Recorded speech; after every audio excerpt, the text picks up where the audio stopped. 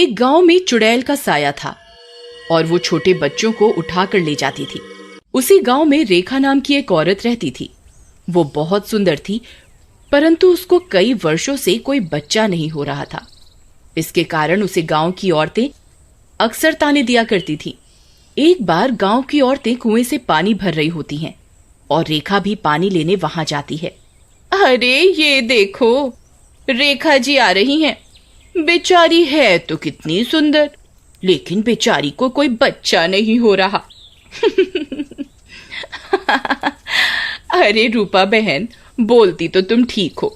हाँ, पूरी हीरोइन बनती है, लेकिन एक बच्चा नहीं दे पा रही अपने परिवार वालों को। तभी रेखा वहां आ जाती है। मुझे बच्चा हो या ना हो, लेकिन तुम सबको क्यों दुख हो रहा है? औरत होकर भी ताने देती रहती हो, शर्म आनी चाहिए तुम्हें। लेकिन इस बात से रेखा बहुत दुखी हो जाती है और अक्सर दुखी रहने लगती है और धीरे धीरे वो गांव में भी सबसे बात करना बंद कर देती है। कुछ दिनों बाद आधी रात में चुड़ैल आती है और सोते हुए एक छोटे बच्चे कल्लू को गोद में उठाकर अपने साथ ले जाती है। अरे नहीं भैया री, चुड़ैल चुड़ैल, मम्मी बचाओ बचाओ। अरे चुड़ैल आंटी, मुझे सुसु आई है, जरा जाने दो, छोड़ दो।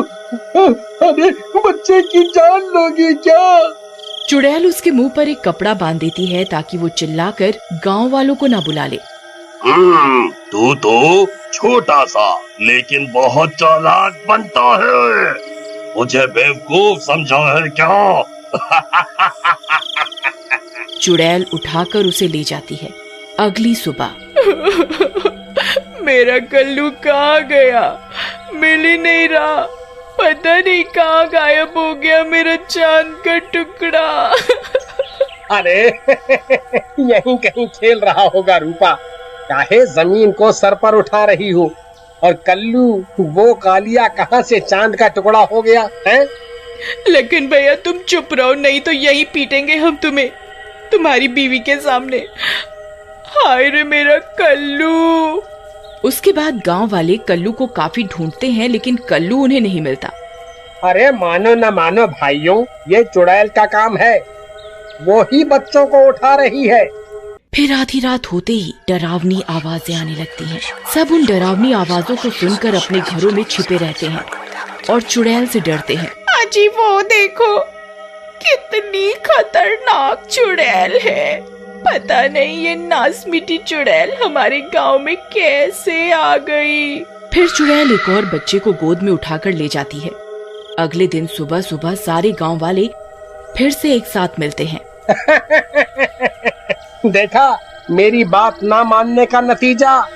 मैं कह रहा था ना कि कोई चुड़ैल जरूर है, लेकिन तुम लोग मेरी बात नहीं मानते हो। मैं अभी भी कह रहा हूँ कि ये कोई चुड़ैल का मामला है।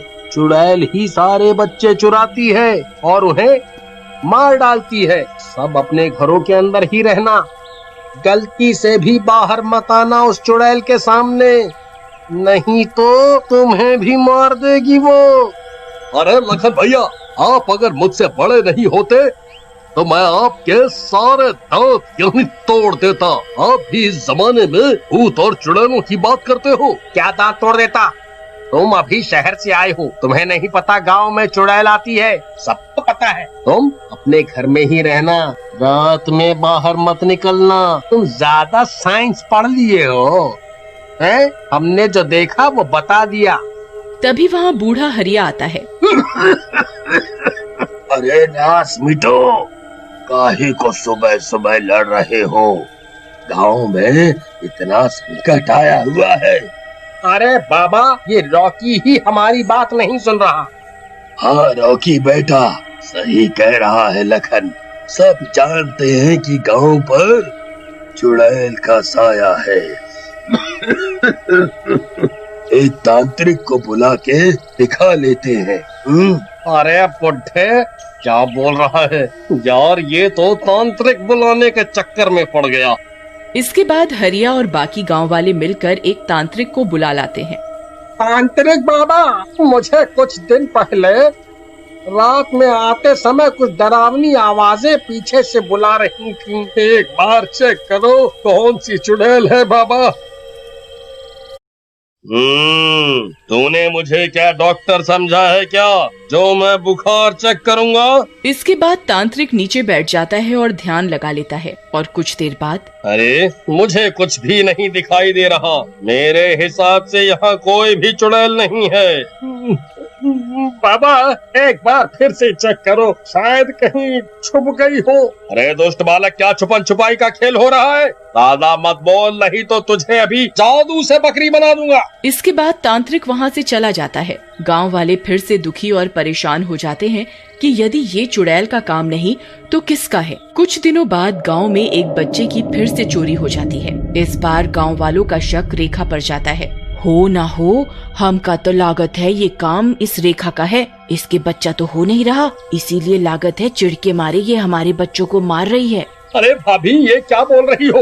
भला रेखा ऐसा काहे करेगी? ऐसा झूठा आरोप मत लगाओ बेचारी पर। तुम तो चुप ही रहो लखन भैया, तुम तो बेचारी कहोगे ही। देखे हैं कई बार तुम्हें निहारते हुए उसको, बहुत ही प्यार से देखते हो रेखा को। तुम्हें क्यों लगेगी वो बच्चा चोर? उसके बाद सारे गांव वाले रेखा के घर चल पड़ते हैं। रेखा अपने घर के सामने ही बैठी होती है। देखो देखो महारानी जी कैसे बैठी हैं, आराम से हमारे बच्चों को चुरा कर।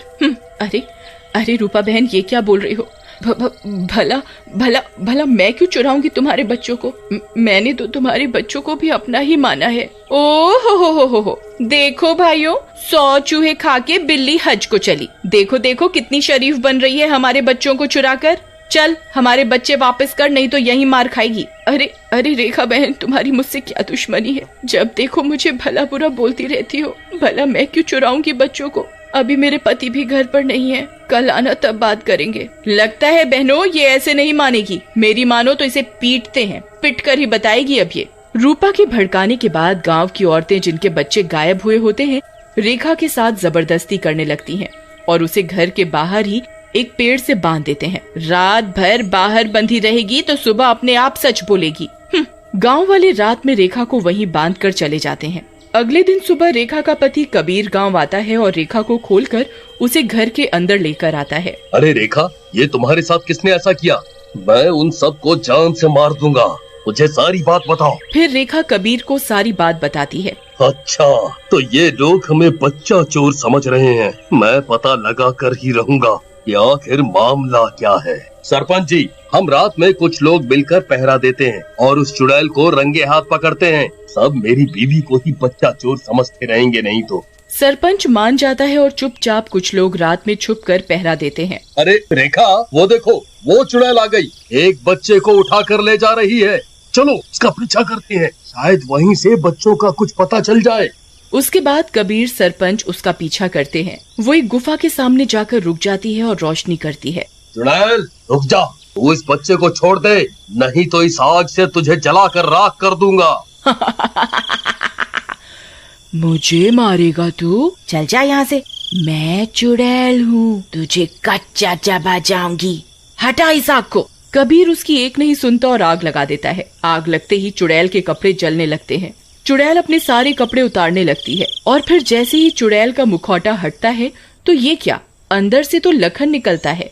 लखन चुड़ैल का मुखौटा उतार कर चिल्लाने लगता है। अरे नहीं, मर गया रे। अरे गांव वाला तुम्हारा नाश मिटे, मुझे आग क्यों लगा दी? अरे मैं हूँ लखन, कोई चुड़ैल नहीं है इस गांव में। हाय रे, कोई पानी लाओ, मैं जल रहा हूँ। ये सब देखकर सबकी आंखें फटी की फटी रह जाती हैं। तुम पहले सब बच्चों का पता बताओ, तभी हम तुम्हारी आग बुझाएंगे।